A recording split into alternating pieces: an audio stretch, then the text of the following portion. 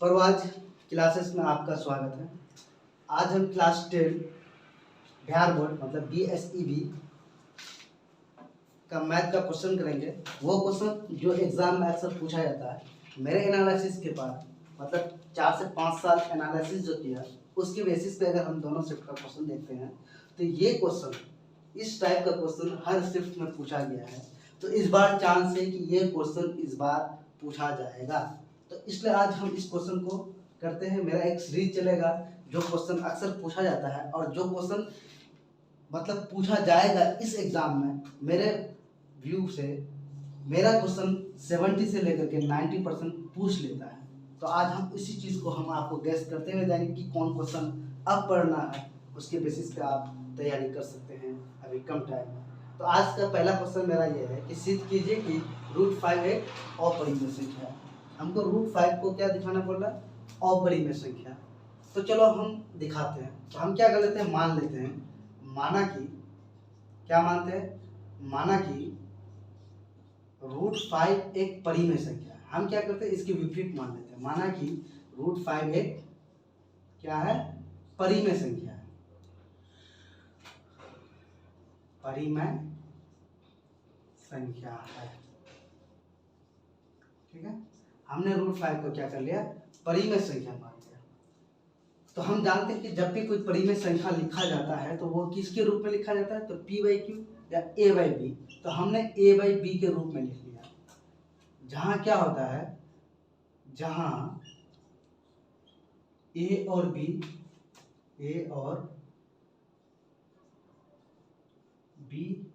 एक पूर्णांक है, A और B पूर्णांक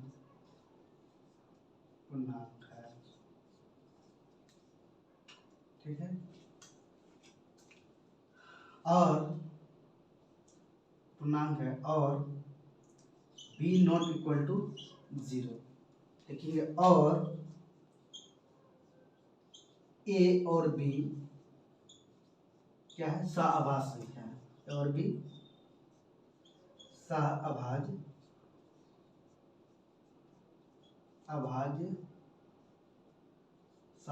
संख्या है।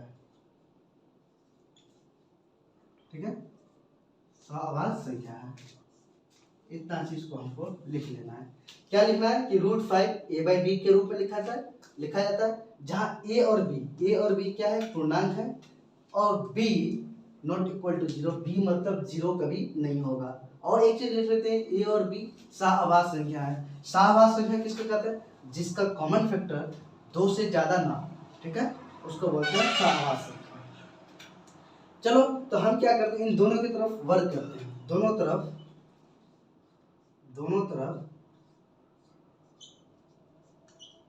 वर्ग करने पर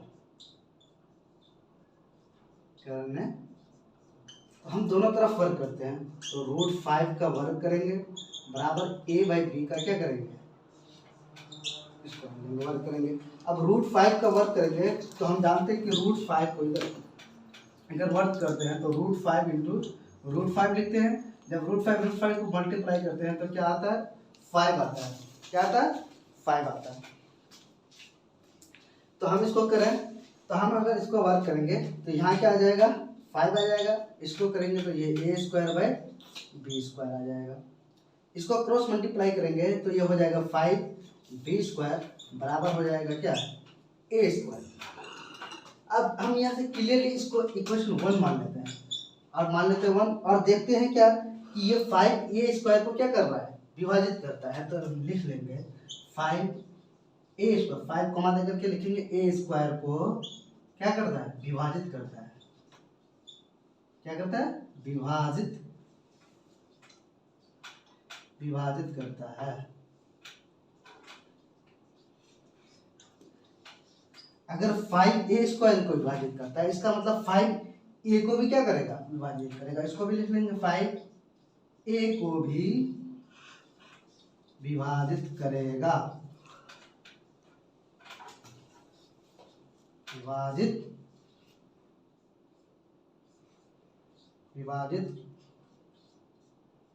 करेगा।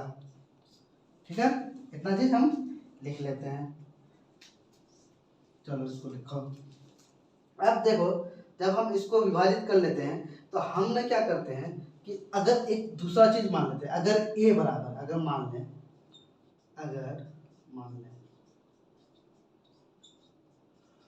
ए बराबर, क्या मान लेते हैं, ए बराबर 5, ए बराबर 5c। हम क्या करें, ए बराबर 5c मान लिए। सी क्या है, कोई सी, यानी को सी कोई पूर्णांक है। क्या है, पूर्णांक। सी क्या है, कोई पूर्णांक है। अब जब सी कोई पूर्णांक है तो हम क्या करते हैं, इस ए का वैल्यू इक्वेशन 1 में रख देते हैं। तो लिखो ए का मान कौन सा, समीकरण लिखो, समीकरण 1 में रखने पर,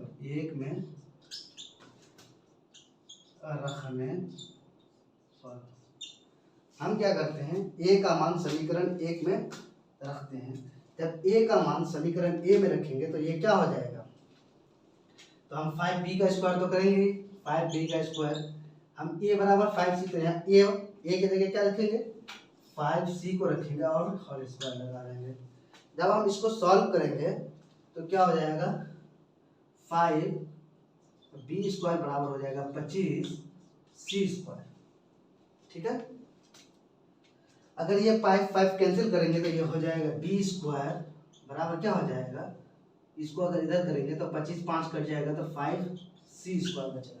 एक चीज देख लो, हमने ये 5c स्क्वायर बचेगा। ठीक है, अब इधर थोड़ा सा लिखते हैं, यहाँ देखो तो ये b स्क्वायर को क्या 5 डिवाइड कर रहा है कि नहीं, विभाजित करता है। तो हम लिखेंगे, क्या लिखेंगे कि 5, क्या लिखेंगे, 5b स्क्वायर को विभाजित करता है।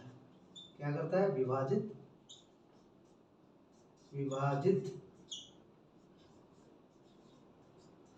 करता है।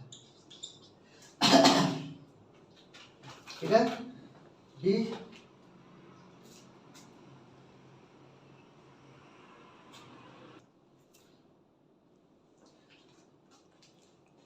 देखो, ये b स्क्वायर था, ये 5b स्क्वायर को क्या करता था, विभाजित करता था। इसका मतलब 5 क्या करेगा, b को भी विभाजित करेगा। क्या करेगा, विभाजित करेगा। ठीक है, यहाँ देखो कह रहा है कि ये 5 जो है b स्क्वायर को क्या कर रहा है, विभाजित करता है। तो ये 5b को भी क्या करेगा, विभाजित करेगा। अब इस चीज से देख रहे हैं कि 5a को विभाजित कर रहा है, सॉरी यहाँ a होगा, 5a को भी विभाजित कर रहा है, 5b को भी विभाजित कर रहा है। इसका मतलब a और b का कॉमन फैक्टर निकल जाता है, कौन, 5। जब कॉमन फैक्टर जब कोई चीज का निकल जाता है, इसका मतलब वो क्या है, सहअभाज्य संख्या नहीं है।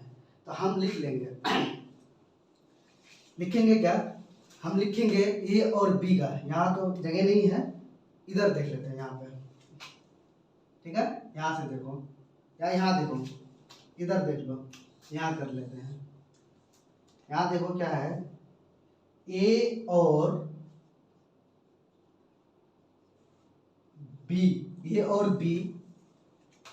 का अभिनिष्ट गुणनखंड है। क्या, सॉरी, ए और बी का अभिनिष्ट 5 अभिनिष्ट गुणनखंड है, 5 अभिनिष्ट गुणनखंड है। ठीक है, उभयनिष्ठ। ठीक है, उभयनिष्ठ। ठीक है, उभयनिष्ठ गुणनखंड है।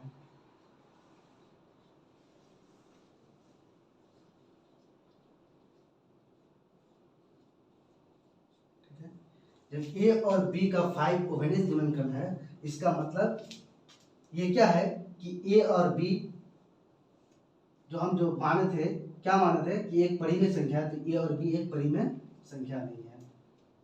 ए और बी क्या है, एक परिमेय संख्या। जब हम माने थे कि ए और बी जब मानस में, देखो हम ये बोल रहे थे कि बी स्क्वायर, देखो यहाँ बी और ए दोनों का क्या है, ये कॉमन फैक्टर निकल रहा है, कौन, 5, मतलब सहवास संख्या निकल रहा है। इसलिए हम जो बोले थे कि ए और बी का 5 अभिनष्ट गुणनखंड है जो ही अभिनष्ट गुणनखंड अगर मिल गया, जो कि क्या है, ये विरोधाभास है, जो कि क्या है, विरोधाभास है।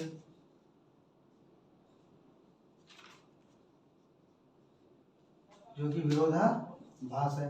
क्या विरोधाभास है, क्योंकि हमने क्या किया था, ए और बी को क्या माना था, तो हम ए और बी को बोले थे कि परिमेय संख्या है, विरोधाभास है।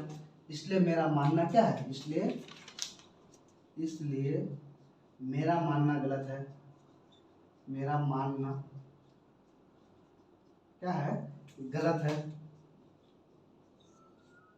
गलत है। ए और बी 5 का अभिनष्ट गुणनखंड है जो कि विरोधाभास है, इसलिए मेरा मानना गलत है। हम क्या माने थे कि √5 क्या है, एक परिमेय संख्या है। √5 क्या है, एक परिमेय संख्या है। तो सिद्ध होता है,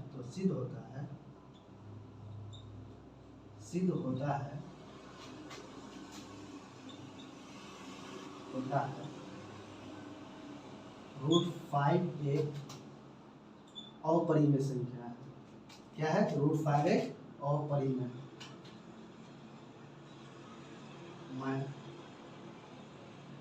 संख्या है। चलिए इसको नोट करते हैं, इसके बाद हम दूसरा क्वेश्चन आपके लिए लेके आते हैं। देखो बच्चों, ये दूसरा क्वेश्चन ये है, ये भी बहुत इंपॉर्टेंट क्वेश्चन है, बार बार ये क्वेश्चन पूछा गया है और उम्मीद है कि इस बार भी ये क्वेश्चन एग्जाम में रहेगा। तो क्वेश्चन ये है कि एक आयतकार, एनसीईआरटी का क्वेश्चन है, ठीक है, एक आयतकार बाग जिसकी लंबाई चौड़ाई से 4 मीटर अधिक है, मतलब लंबाई है क्या, कि चौड़ाई से 4 मीटर अधिक है। यहाँ क्वेश्चन को पढ़ेंगे, अधिक है, इतना तक काम हो गया का उस बाग का जो अर्ध परिमाप है, मतलब आधा, पूरा परिमाप नहीं, अर्ध परिमाप कितना है, 36 मीटर। यहाँ पे ध्यान देंगे, कभी कभी क्या होता है कि इस चीज को ध्यान ना देकर के परिमाप समझ लेते हैं और क्वेश्चन का आंसर गलत करके आ जाते हैं। यहाँ अर्ध परिमाप मतलब आधा परिमाप दिया हुआ 36 मीटर है, तो बाग की भूमाएं क्या होगी, मतलब उसका लंबाई और चौड़ाई क्या होगी।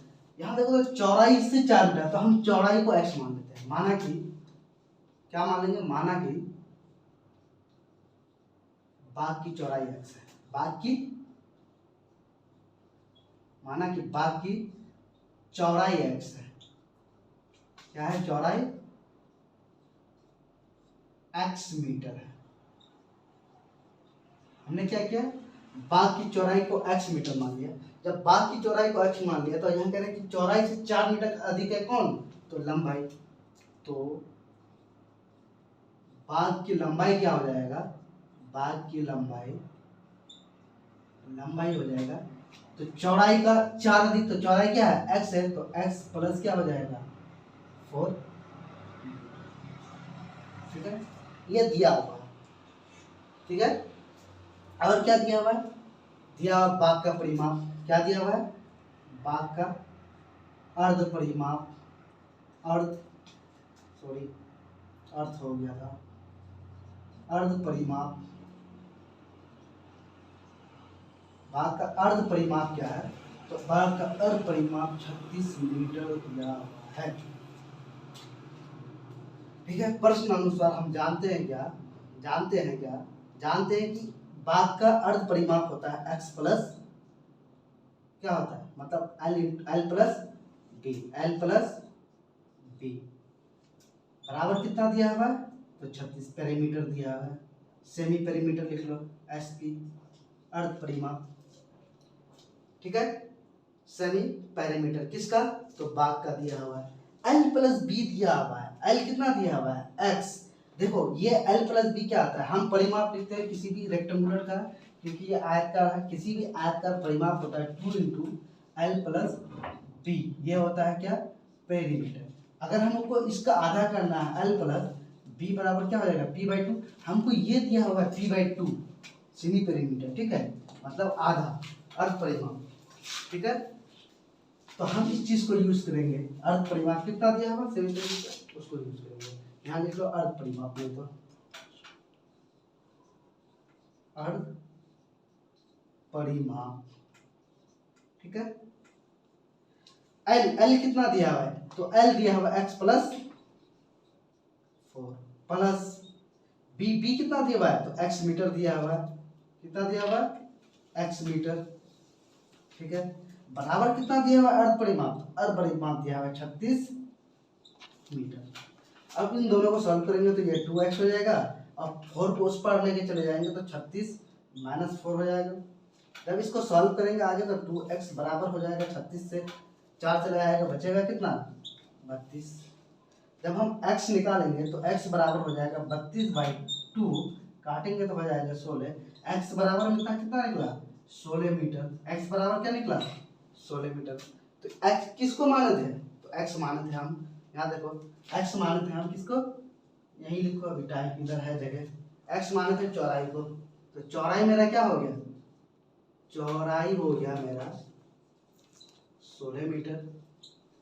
हम लंबाई क्या माना था x प्लस 4, तो लंबाई क्या हो जाएगा, तो लंबाई हो जाएगा x प्लस 4, तो x कितना था 16 प्लस 4 बराबर कितना हो जाएगा, 16 प्लस 4 मीटर बराबर कितना हो जाएगा 20 मीटर, ठीक है। तो यहाँ लिखो बाघ की विमा, बाघ की विमा,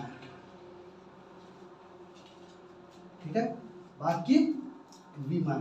तो क्या हो जाएगा, तो लंबाई हो जाएगा 20 मीटर और चौड़ाई हो जाएगा चौड़ाई हो जाएगा 16 मीटर। यह हो गया हमारा आंसर, ठीक है। इसको नोट करो, अगला क्वेश्चन फिर हम लेते हैं, फिलहाल इसको नोट करो। स्टार्ट। देखो बच्चों, 2 क्वेश्चन हो गए, तीसरी क्वेश्चन ये है, ये और भी इम्पोर्टेंट क्वेश्चन है।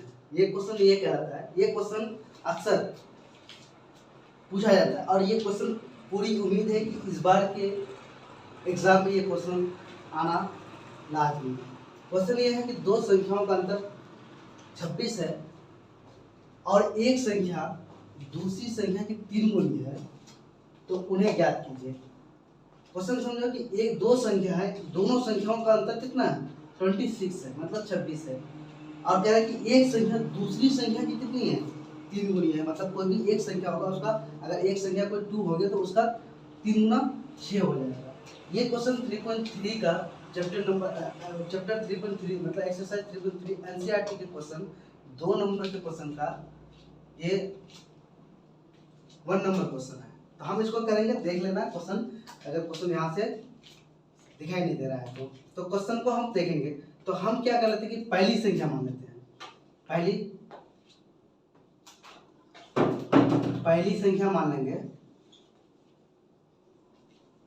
x, पहली संख्या मेरा क्या है x, और दूसरी संख्या मान लेंगे, दूसरी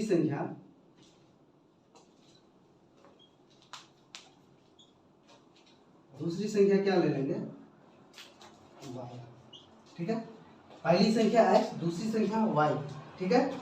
और हमको क्वेश्चन कह रहा है, प्रश्न अनुसार कह रहा है कि दोनों का अंतर, मतलब दोनों का अंतर, दोनों संख्याओं का अंतर, दोनों संख्याओं का अंतर कितना है, तो 26 है। तो दोनों संख्या का अगर हम x को क्या y मान लें, x माइनस y, तो बराबर क्या हो जाएगा 26।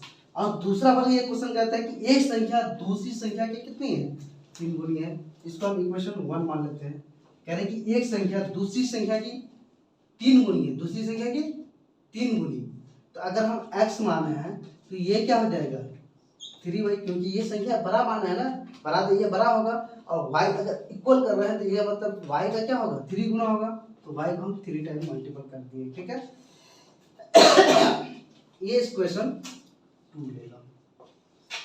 अब यहाँ से हम सॉल्व करेंगे, यहाँ से क्या सॉल्व करेंगे, x का मान समीकरण 1 में रखने पर, x का मान हमको प्रतिस्थापन के द्वारा बोला है, तो हम इसको ये करेंगे, x का मान समीकरण कहाँ, एक में रखने पर, एक में रखने पर, ठीक है। हम एक में रखेंगे x माइनस वाई बराबर 20, x का मान क्या है 3y, तो 3y माइनस वाई बराबर कितना 26। इसको मान माइनस करेंगे तो हो जाएगा 2y बराबर कितना 26, y बराबर हो जाएगा 26/2, काटेंगे तो हो जाएगा यहाँ 13, तो y का वैल्यू कितना आ गया 13। हम y क्या माने थे, दूसरी संख्या माने थे, क्या आ गया 13। अब यहाँ देखो, इधर देखो, ठीक है। अब y का मान समीकरण 1 में रखने पर या y का मान समीकरण 2 में रखने पर, तो लिख लो y का मान समीकरण 2 में रखने पर, समीकरण 2 ऐसे लिखो, 2 में रखने पर। समीकरण 2 क्या है, तो समीकरण x बराबर क्या है 3y है, तो x निकालना है 3, y का मान क्या है 13, तो इंटू करेंगे 13, x का क्या हो जाएगा 13 39, तो संख्या मेरा क्या हो गया, तो संख्या हो